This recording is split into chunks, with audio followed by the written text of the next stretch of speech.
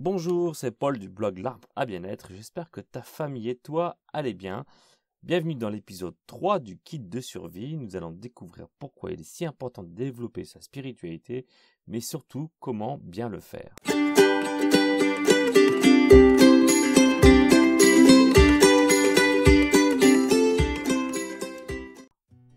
Mais avant de commencer, il est important de comprendre que lorsque je parle de spiritualité, je ne parle pas de religion, même si c'est une pratique spirituelle ou d'un vieux bonhomme barbu caché dans les nuages.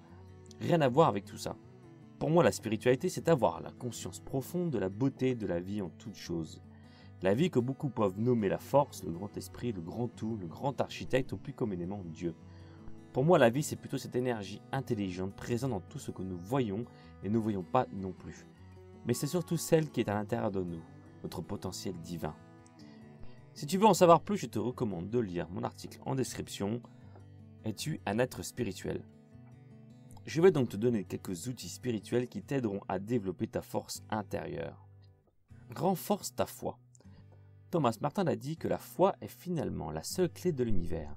Le sens ultime de l'existence humaine et la réponse aux questions dont notre bonheur dépend ne peuvent être trouvées d'aucune autre façon. La foi, c'est donc faire confiance en quelque chose de plus grand que toi, qui te dépasse, qui ne t'abandonne jamais. Je suis sûr que si tu prends un moment calme pour regarder en toi les événements de ta vie, même s'ils ont été très difficiles, tu te rendras compte que quelque chose a été là pour t'aider. Quelque chose d'inattendu qui t'a aidé au moment où tu en avais le plus besoin. C'est arrivé au moins une fois dans ta vie. Eh bien, c'est à ce genre de miracle qu'il faut s'accrocher et nourrir chaque jour que la vie laisse ton cœur faire un battement de plus. Nourris ce petit miracle à chaque instant pour renforcer ta foi. Instant présent et lâcher prise. Avoir confiance en la vie, c'est savoir vivre dans l'instant présent qui t'offrira le merveilleux cadeau de lâcher prise sur ce qui est ici et maintenant. À l'heure actuelle où je t'écris, il fait beau, ma famille va bien, je suis heureux de partager ce bonheur. Pourtant, le monde est en train de basculer. Nous sommes comme dans quelque chose qui ressemblerait presque à une dictature. Et alors ? Je suis encore libre de vous écrire et profiter de ce que la vie m'offre. Et n'est-ce pas ça le plus important ? Demain sera un autre jour, alors on verra bien. Ce qui ne m'empêche pas de prendre un moment pour répondre à mes obligations de responsable de famille, de représentant du personnel et par là même de prévoir mes prochaines activités en fonction de ce qui vient. Pardonne-toi. Je ne suis pas parfait et c'est ce qui fait la beauté de l'être humain. J'ai beau avoir un programme pour m'épanouir, ça ne veut pas dire que je m'y tiens scrupuleusement et que je ne fais pas d'erreur. Bien au contraire. C'est cette société des compétitions qui crée de l'inutile culpabilité. La culpabilité de ne pas avoir réussi est un cancer qui ronge ton épanouissement et d'atteindre ta nature profonde. Alors pardonne-toi, accepte-toi comme tu es et continue de faire pour le mieux. Nous ne sommes pas foncièrement mauvais comme beaucoup le disent. C'est la société qui rend l'homme mauvais, rien de plus. Détache-toi du matériel. Tu as vu dans quelle situation nous sommes en ce moment ? Si demain ton patron ne te paye plus parce qu'il n'arrive plus à remplir son carnet de commandes, eh bien tu perdras tout ce que tu as. Et alors ? Nous vivons dans un système protecteur, même s'il est de plus en plus fragilisé. Néanmoins, la vie est toujours là quand il faut pour te protéger à condition de cultiver la beauté qui est en toi, l'amour que tu portes pour les tiens dans la vie. Le matériel, tes biens, ton argent ne sont pas ce qui te définit ni tes paroles. Ce sont uniquement tes actes et rien de plus. À la fin, il ne restera que ça dans le cœur des gens que tu auras marqués par tes actions. Rien de plus. Alors prends soin d'eux d'abord et après occupe-toi de tes possessions car on en a tout de même besoin pour vivre dans cette société et également pour nourrir avec beauté notre âme. Cultive l'humour et l'autodérision. Oui, on n'est pas sorti de l'auberge. Et alors ? Qui vivra verra, non ? Le monde part en cacahuète. Ce gouvernement complètement à la ramasse est en train de ruiner notre pays. Mais en même temps, leurs bêtises ne sont-elles pas drôles ? Comment peut-on, en cette époque dite civilisée, être aussi médiocre et conduire un pays ? C'est complètement absurde, non ? Eh bien, je préfère en rire qu'en pleurer. Ces personnes sont tellement ridicules qu'une fois un bon coup de colère passé, je préfère en rire, car ça fait plus de bien que la colère. L'humour permet de désamorcer des situations pesantes et difficiles à vivre, alors que la colère et la haine ne font que nourrir le système et te détruire. Mais moi je me fais rire, le petit bonhomme chauve qui tente d'éveiller tant bien que mal les âmes en souffrance de notre pays. Si j'étais réaliste, comme le diraient certains, ce serait peine perdue. Et pourtant je continue car je sens au fond de moi cette envie du cœur d'aider ceux qui le veulent. C'est aussi simple que ça le bonheur. Pense à la mort. Je sais qu'il est presque indécent de parler de ça en ce moment, Mais au pire du pire, que peut-il m'arriver de grave si demain le monde s'écroule? Eh bien, je disparaîtrai de cette planète. Et puis après tout, vu la situation, ça ne sera pas plus mal, non? Peut-être vu comme ça, néanmoins n'exagérons rien non plus. J'ai encore envie de profiter des personnes que j'aime et de leur donner le meilleur de moi.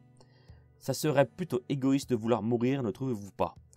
Apprendre à vivre avec l'idée qu'au bout du chemin se trouve la mort permet de donner un sens fort à la vie, de le regarder d'un autre œil, de mettre les choses en perspective. Cela donne une certaine douceur et en même temps une envie de laisser quelque chose derrière soi. Ça aide aussi à ne plus s'identifier aux problèmes de la vie, mais à ce qui est vraiment important. De plus, j'ai l'intime conviction qu'elle n'est pas une fin, mais une nouvelle étape.